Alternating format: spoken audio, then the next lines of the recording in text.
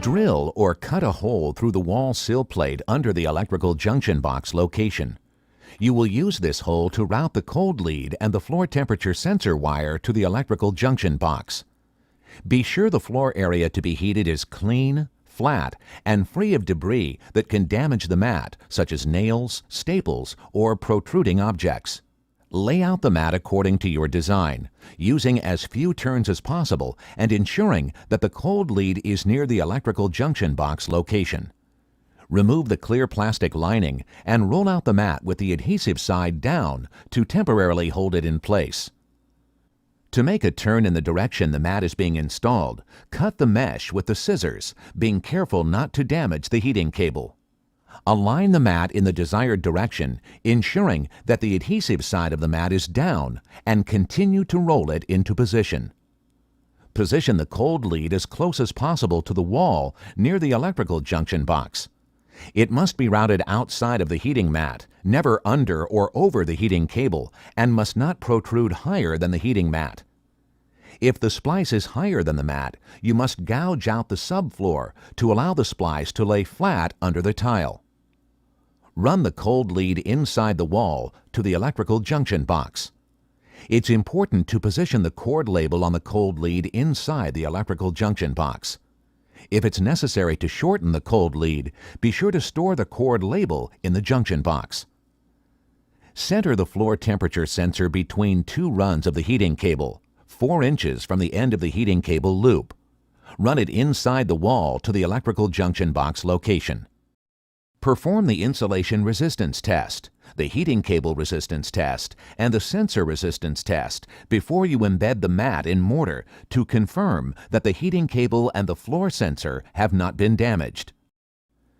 To perform the insulation resistance test, connect the ground wire to the black lead and both power wires to the red lead of the multimeter. Make sure the meter reads open or OL.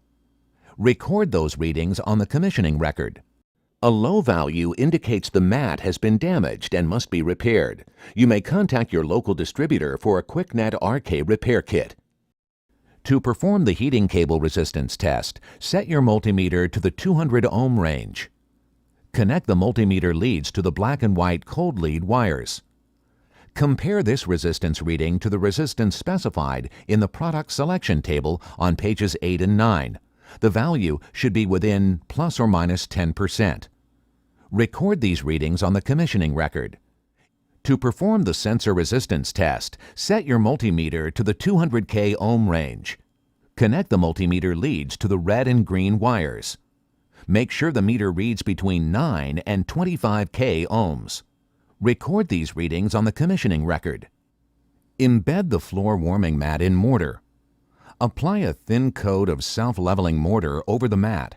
Be sure to use the flat side of the trowel to avoid any damage to the mat. Spread the mortar evenly over the mat, filling in all voids between the floor, the mesh, and heating cable. Once the surface is smooth and even, allow it to cure to a hard surface before installing the tile or stone. Repeat the insulation resistance test, the heating cable resistance test, and the sensor resistance test to ensure that the heating cable and floor sensor have not been damaged during the application of the mortar. To install the tile or stone, apply a layer of acrylic or latex modified thin set using the notched side of your trowel. Tile and grout the floor using best industry practices and in accordance with instructions provided by the manufacturer. Do not power the Quicknet heating mat until the thin set and grout is fully cured.